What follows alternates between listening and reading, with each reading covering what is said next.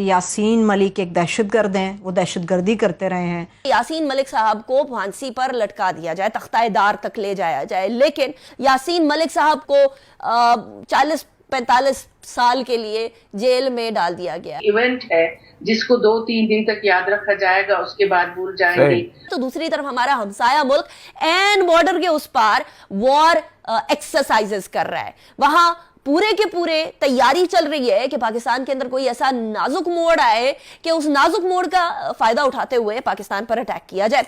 तो नाज़रीन, मुल्क का सियासी दर्जा हरारत इस कदर बढ़ चुका है कि सियासी गैर यकीनी की सूरत हाल पैदा हो चुकी है। भारत के मामले में ये सूरत हाल क्यों नहीं बन सकती? क्या मुस्लिम उम्मा की खराबी है या भारत की अपनी जो है लॉबी बहुत स्ट्रांग है? क्योंकि अगर वाकई मुस्लिम उम्मत इकट्ठी हो जाए तो उसके मुकाबले में भारत तो इतनी बड़ी मंडी नहीं है। कंज्यूमर सारे तो मुसलमानों में बैठे हुए हैं। अगर अरब आज कंज्यूमर मार्केट का बाइकाट करते हैं तो कुछ भी नहीं रहता पीछे किसी के पल्ले में। ऐसा तसादुम पाकिस्तान में देखना मुझे बिल्कुल अच्छा नहीं लग रहा। और क्यों नहीं लग रहा? क्योंकि तमाम पाकिस्तानियों के दिल धड़कते हैं कश्मीर के लिए, और कश्मीर हमारी शाहरग है। ये मैं नहीं, ये कायदे आजम ने कहा, और जब कायदे आजम ने कह दिया तो फिर हमारे लिए वो हरफे आखिर हो गया। अगर साजिश है तो किसने ये साजिश की है? हमारे मुल्क को अपने ही अंदर एक दूसरे के खिलाफ कर दिया गया है। किसने किया ये सब? जिम्मेदार कौन है? आगे जाके हालात कैसे बनेंगे? यासीन मलिक साहब जो कि फ्रीडम फाइटर है पाकिस्तान के फेवर के अंदर, वो कहते हैं कि कश्मीर बनेगा पाकिस्तान, हम लेके रहेंगे, आजादी के नारे लगाने वाले यासीन मलिक साहब को आज नेशनल इन्वेस्टिगेशन एजेंसी जो भारत की है उसकी कहने के ऊपर वो केस की एक फरीक थे, उनकी डिमांड थी कि यासीन मलिक साहब को फांसी पर लटका दिया जाए, तख्ताएदार तक ले जाया जाए। लेकिन यासीन मलिक साहब को जो सजा सुनाई गई है वो मैं आपके सामने रखती हूं। सेक्शन 120B आईपीसी के हिसाब से उनको इंप्रिजनमेंट दी गई है 10 साल की, और 10,000 रुपए इंडियन रुपए फाइन दिया गया है। Section 121 of IPC life imprisonment दी गई है। सेक्शन 121A ऑफ आईपीसी के तहत उनको इंप्रिजनमेंट दी गई है 10 साल की, और 10,000 रुपए फाइन दिया गया है। सेक्शन 17 यूएपीए के तहत लाइफ इंप्रिजनमेंट है और 10 लाख रुपए का फाइन है।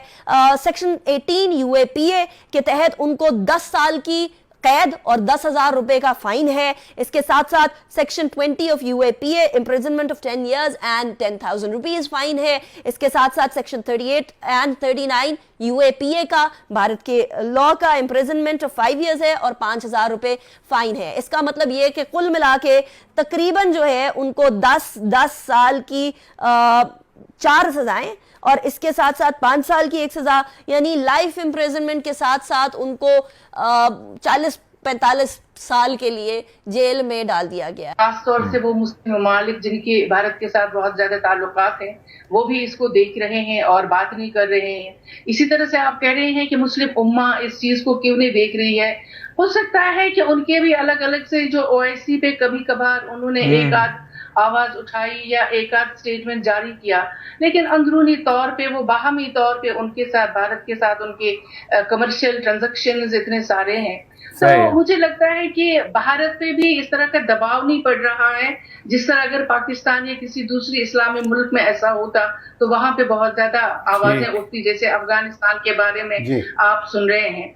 लेकिन भारत जो है इस वक्त जो कुछ कर रहा है उसको पता है कि मुझे सपोर्ट हासिल है वेस्टर्न कम्युनिटी की, आलमी बिरादरी की, इसीलिए वो इसको कर रहा है और कोई इसमें बात भी नहीं कर रहा है। जिस वक्त भारत हमारे कश्मीरी रहनुमा को, हमारी शहरक को उम्र कैद सुना रहा था, ठीक उसी वक्त पाकिस्तान में खुद को कश्मीर का सबसे बड़ा सफीर कहलाने वाले इमरान खान सड़कों पर ख्वार हो रहे थे। जब पूरे पाकिस्तान को यासीन मलिक के लिए सड़कों पर आना चाहिए था, तब तमाम रियासती इदारे बशमूल सुप्रीम कोर्ट भी इमरान खान के एहतजाज पर फोकस किए बैठी थी। जिंदा कौम में क्या ऐसी होती हैं? क्या हम एक अच्छी एग्जाम्पल सेट कर रही हैं पूरे दुनिया के लिए कि हम वो जिंदा कौम हैं? हमारा एक लीडर जो कि बबांगे दहल ये ऐलान करता है कि वो सफ़ीर है, सबसे बड़ा सफ़ीर है कश्मीर का। पीपल्स पार्टी की एक एफिलिएशन रहती है कश्मीर के साथ, PMLN ये क्लेम करती है कि वो सबसे बड़े सफ़ीर हैं। लेकिन हमने क्या एग्जाम्पल सेट की? आज इतना बड़ा दिन है, वो बदबख्त दिन है जिस दिन आज यासीन मलिक को हमारा जो दुश्मन मुल्क है भारत, वो उम्र कैद सुना देता है और हम सिर्फ और सिर्फ अपनी सियासत में फंसे में इमरान खान के जलसे धरने व्हाट्सएवर जो वो करना चाह रहे हैं, हम उसके ऊपर फोकस किए बैठे हैं। क्या आज का दिन कम से कम यासीन मलिक का नहीं बनता था? کیونکہ اس وقت خبریں یہ آ رہی ہیں کہ اسلام آباد میں تحریک انصاف کے کارکنوں نے وہاں کے جو درخت ہیں، کیونکہ ایک ایسا ہرا بھرا علاقہ ہے، وہاں کے درختوں کو آگ لگانا شروع کر دی، املاک کو نقصان پہنچانا شروع کر دیا۔ کیا ملک کے مقدر میں انتشار، افراتفری، جلاؤ گھیراؤ، مظاہرے، شیلنگ کے سوا کچھ بھی نہیں؟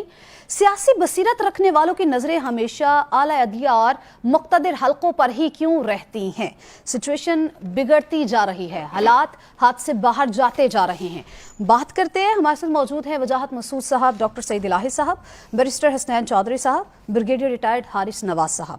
سب سے پہلے جس طرح سے ملک میں پتھراؤ کیا جا رہا ہے، پولیس کی وین کو کراچی میں پی ٹی آئی کے کارکنان نے آگ لگا دی ہے، کچھ اسی طرح کے مناظر ہم اسلام آباد میں بھی دیکھ رہے ہیں، ایون دو کہ ملک کے مختلف شہروں میں، دیگر شہروں میں بھی ہم اسی طرح کے مناظر دیکھ رہے ہیں۔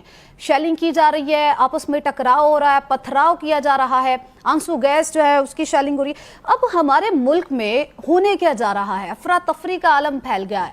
مطلب اگر سازش ہے تو کس نے یہ سازش کی ہے؟ ہمارے ملک کو اپنے ہی اندر ایک دوسرے کے خلاف کر دیا گیا ہے، کس نے کیا یہ سب؟ ذمہ دار کون ہے؟ آگے جا کے حالات کیسے بنیں گے؟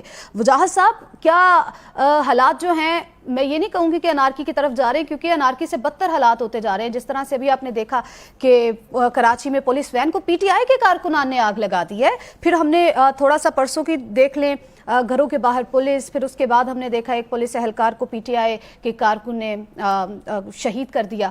تو سر کیا دیکھ رہے ہیں، کون ذمہ دار کون ہے؟ اگر تو آپ ذمہ داری کی بات کرتے ہیں تو میں بغیر کسی تردید کے، خوف کے، عمران خان صاحب کو اس کا ذمہ دار قرار دوں گا، کیونکہ جو تحریک عدم اعتماد ہے وہ مکمل طور پہ دستوری طریقے سے پیش کی گئی اور منظور ہوئی، حکومت تبدیل ہوئی تو ان کو ایوان میں رہنا چاہیے تھا۔ جس طرح سے 2018 میں جتنی لیجٹمیسی ان کی گورنمنٹ کی تھی اتنی ہی اس گورنمنٹ کی بھی ہے، تو ان کا یہ مطالبہ کرنا کہ فوری طور پہ انتخابات کیے جائیں، میری رائے میں یہ ماورائے آئین ہے اور یہ منمانی ہے، یہ آربیٹری ڈیمانڈ ہے۔ لیکن سر کوئی اپوزیشن میں ہوتا ہے تو احتجاج اس کا حق ہوتا ہے، اپوزیشن میں ہوتا ہے، احتجاج اس کا حق ہوتا ہے، ایسا مطالبہ اس کا حق نہیں ہوتا جسے جو ہے وہ کانسٹیٹیوشن میں جسٹیفائی نہ کیا جا سکے۔ سر یہی تو نون لیگ بھی چاہتی تھی نا کہ جلد الیکشن کی طرف جی، وہ جایا نون لیگ جائے۔ اس لیے چاہتی تھی کہ 2018 کے انتخابات میں جس سے عمران خان صاحب شفاف سمجھتے تھے، دیٹ از وائی وہ 4.5 سال وزیر اعظم رہے۔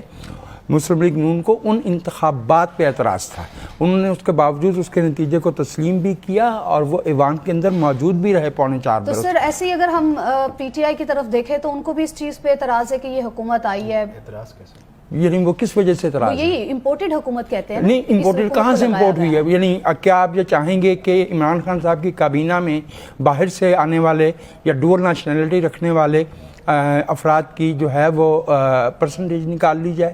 اگر وہ یہ کہتے ہیں، جیسے وہ لفظ استعمال کرتے ہیں کرائم منسٹر، تو کیا عمران خان صاحب اور عارف الوی صاحب اور ان کے دیگر رفقا ضمانت